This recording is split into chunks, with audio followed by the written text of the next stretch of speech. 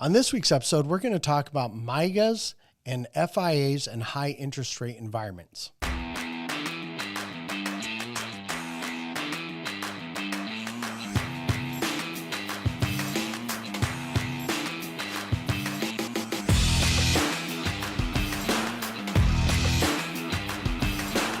Hello, everyone. This is Chad Owen, the Annuity Sales Coach, owner of Retirement Realized Financial, owner of Retirement Realized Agents Academy. That's John's favorite thing. I know. He loves it when I do it. That's actually why I do it, just for him.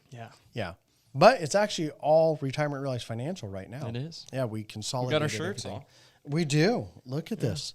Finally, we don't have to watch him wear those weird shirts with chickens. I love those. They'll be back.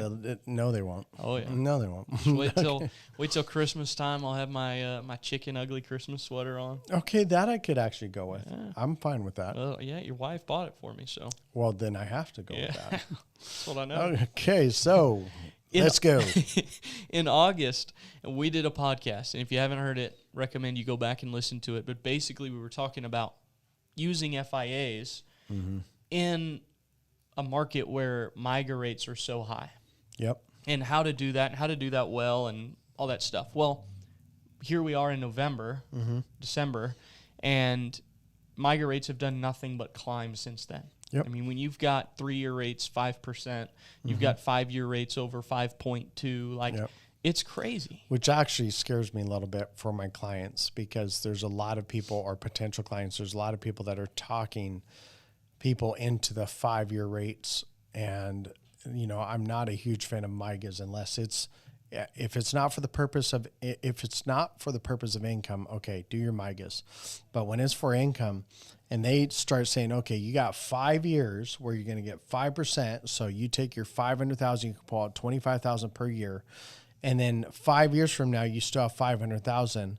What are the rates going to be then? Right. We don't know. We don't know. And I mean, I get 5% is a phenomenal rate. I get that. But I feel like we're potentially setting ourselves and our clients up for some problems.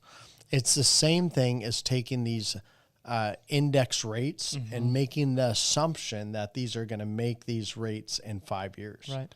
I don't like doing that. Yeah, I don't think most. Now, there are some carriers that do have great renewal rate integrity. They've got great renewal rate I have one history. that is the highest rate integrity company that I know of. I still do a 50-50 split on indices. Yeah. I mean, it's just what I do. I pick the best one and I pick pretty close to the worst one. And I just balance it out that way. I just don't want my clients have these unrealistic expectations that in the next 10 years they're going to make 12%. Right. I don't think that's right. You do that on the illustrations to bring it back down to earth. Yep. And then remember, anybody who's followed me for a while know that what is the number one thing I focus on in the illustration? Guarantees. Worst case scenario. Yeah. That's what I focus on. I highlight it. I underline it. This is your worst case scenario. Yeah. And I would rather just focus that way. So even though we have MYGA rates up real high, it makes me happy because we're destroying bank rates. But even CDs are up, but they're just not as high as what we're doing. Just not as good. Yeah. Well, I really, my intent for this podcast today was to be kind of a dialogue, just kind of I've got some questions that I want to run by you, and I figured we could just discuss them. You have questions? Yeah. You have things you want to talk about? Yeah. Wow, surprise. And then just kind of create some dialogue around this topic, because I agree with most in the idea that there's more than one way to skin a cat, and I do think that is such a nasty saying. It is a disgusting It saying. is. And really, how many are there? And it makes me wonder, too, like, is that a Southern saying? Or, like, how many agents do we have listening to this up north, and they're like, what did he just say? It's funny. So I went on that Europe trip for 3 weeks, and then I came back, and that Wednesday night, Thursday, Friday, we had a Christian conference that we went. So, I mean, really, I only, in 4 weeks, I've only worked 2.5 days. Yeah. Or 1.5 days running appointments. And this guy was from deep South Alabama. And he had so many Southern sayings so funny. But yeah, that has to be a Southern. It's got to be. That's got to be. So if you're from somewhere that Southern people doesn't have that saying, and that was the first time you heard it, my apologies. Yeah. No. Okay. Pretty gross. But yeah, go ahead. Well, MYGA rates are compelling. Yes. I mean, it's when you look at a fixed indexed annuity and you're thinking, okay, over the long term, I'm expecting that this fixed indexed annuity will average somewhere between 5 and 7%. Yeah, but remember, so what are our 1 year guarantees in our top? They're really annuity, good. Right? 4 and a quarter, man. Really good. 4 and a quarter. And I actually, because this company has high rate integrity that we use primarily right now. Now, you guys know by now I'm not a product pusher. They change something on theirs and they're no longer competitive, I switch in a second. Yeah. I am now. It's obviously if somebody came out with a better product and they're a junk company or they don't have good financial rating or they're not good with customer service, that's not a switch in a second because I weigh that. But 4 and a quarter on a 1 year fixed rate, man, it's really good. That's brain damage, man. I can't remember the last time I've seen this. If I ever have seen a 1 year rate at that, and I've been doing this a long time. Right. Yeah. So your argument then would be, are we really expecting the market to be down for 3 to 5 years? That seems elongated. But even if it was, the chances of market falling, average bear market is what, 1.5 years? Mm-hmm. And so the chances of the market being down 3 years from now, as far as consistent 3 years down, I don't know when that's happened. I know 2000, 2003, there were 3 years where the market went down. But before that, it was a long time. Right. It was a long time. So 3 years of the market going down. But then we talk about if the market goes down for 3 years and you have a MYGA, 3-year MYGA, what happens at the end of the third year? What are the rates going to be then? What are the rates going to be? And then do you not just go back into a fixed indexed annuity, except that now you've added 3 years of surrender to the total time frame? Well, but if you're using a FIA with an income rider, that's not really that big of a deal because primary thing of the income rider is income for life. Right. Well, and that was actually one of the questions was when do you use FIAs? I mean, MYGAs are paying crazy. When do you use FIAs? Well, it's still all things income based, basically. I'm not a big MYGA person. Yeah. I'm just not. I mean, if they're over a certain age, then yes, I'm a big fan of them. But when you come to, I don't know what this is. And I have these conversations.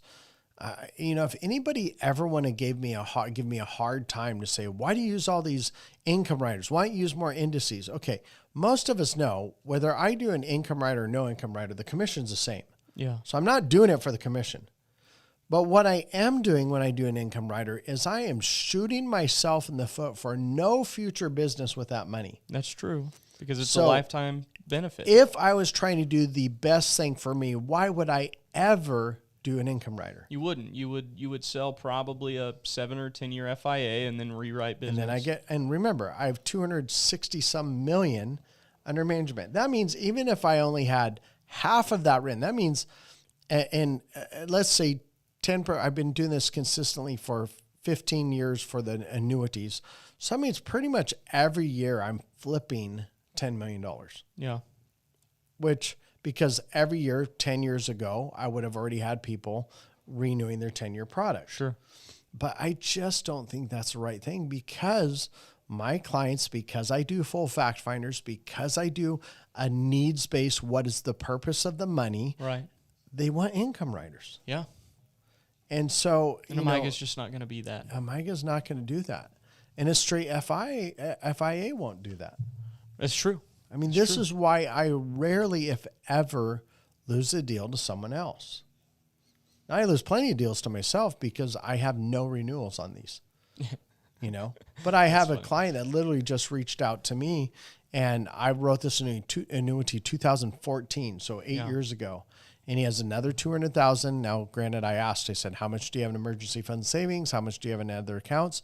$280,000 is what we're going to move. Now, he said, can we wait till after Thanksgiving? And it's not because he didn't want to meet, it's because he's literally going to be out of town for that time frame. Right. So that goes back to what we talked about in the previous podcast, the objection. This is a true objection. He's going to be gone.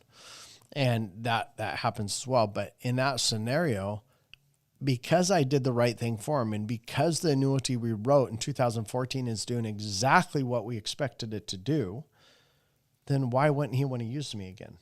He would. Yeah. And that's what he's doing. Yeah. So that's good. That's, and I just look at that. the FIAs and the MYGAs, I mean, you have to look at safety, security, guaranteed income you can never outlive with no risk to the market if it's for the purpose of a living plan. What if it's not? Well, then, of course, straight FIA. Even over a MYGA? Yeah. Okay, so that's a great point.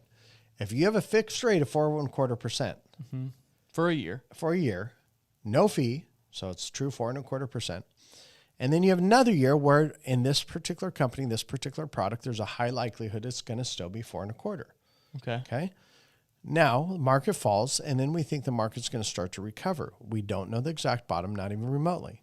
But that being said, we know there's a high likelihood that when the market falls, it will eventually start to recover. So then we go into some sort of indice.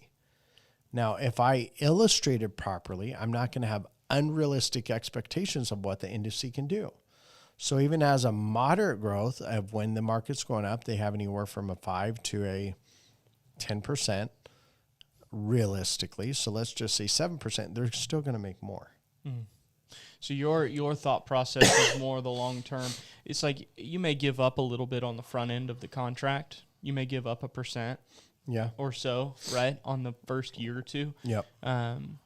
But your thought process is once this market does rebound, you want to be in an index because it could come back big. It could come back because big. where you're going in is relatively low. Yep. And remember, I could go back to you say, well, you just want more commission up front. No, if you take 5-year MYGA and another 5-year MYGA, I'm going to be making just as much, if not more. I mean, I just don't even look at the commission side of things. I look at which is the best scenario for the client and what they want. When 80% of my client, well, I say 80% volume-wise, probably 90% client-wise want guaranteed income because, once again, the spouse passes away, the lower of the two Social Securities goes away. Right. In our particular area, we have a lot of people that have military pensions, and for whatever reason, there's a lot of military pensions. They get 0 or 50% survivorship. So that surviving spouse is in deep trouble income-wise. Okay, well, I can put $500,000 in MYGA. I can let it earn 5% per year. I don't touch it. And then I have, let's just say for easy numbers, $625,000 in 5 years. Obviously, compound is going to be a little bit higher. Then we could do an income rider on that. That is true as well. But when I have a guaranteed stacked income rider plus the index growth plus a bonus, in 5 years, they're going to be in a much better situation. Yeah. That's just, it's just logic. That's what I love about numbers, man. There's no emotions to it. Numbers are numbers. And if I can separate myself from the emotions of the numbers, it doesn't matter if they have $100,000 or they have $20 million. It's all the same because we're talking you're emotionally attached to the solution, not the dollar amount. Yeah, that's true. Well, that's really good. I've seen, just even looking at your business and the MYGAs that you have written over the years, it's primarily older clients, and it's short. It's not even 5-year MYGAs. It's like threes. If they're over 81, that's when I really look heavy at MYGAs, and even with that, you better have a ton of leftover money. Otherwise, I remember one time this guy, we wrote $2 million in MYGAs. He was 82 and she was 84, I think. But they still had another $1.5 million left over in liquid funds. Even if they were both in a long-term care facility for 7 years, they had more than enough income. Right. And by that time, that MYGA is already set free anyway. So your thought process is at 80-something years old, what really does a 3-year MYGA get you if you don't have a ton of money outside of this? Because a lot of these annuities, if they're over X number of years, there is no no long-term care, 100% withdrawal. There's a lot of stipulations to that. And so, and plus they're pulling out their RMDs if it's qualified funds. If it's not qualified funds, it's non-qualified, then I just am a stickler on making sure purpose-driven money. Yeah. Everything revolves around that. So it's not product-driven, it's purpose-driven, and then you find the right product to suit the purpose. That's good. Well, I think it's good content because I've personally seen this come up real frequently lately working with agents where it'll be somebody that, 60, 65-year-old asking for a 5-year MYGA or a 7-year MYGA or whatever. And it's like, are you really actually getting the best by the end of that time period? in a MYGA when you do have fixed rates that are crazy high right now. Yep. And eventually, I mean, we don't know when, we don't know how big, but history says the market comes back at some point. It's just like, do you want to be in a fixed rate that realistically is actually more limiting than a cap versus an index with a par rate? Yep, I agree. The good stuff. Well, Thanks, that's Chad. it. Of course, as usual, happy selling.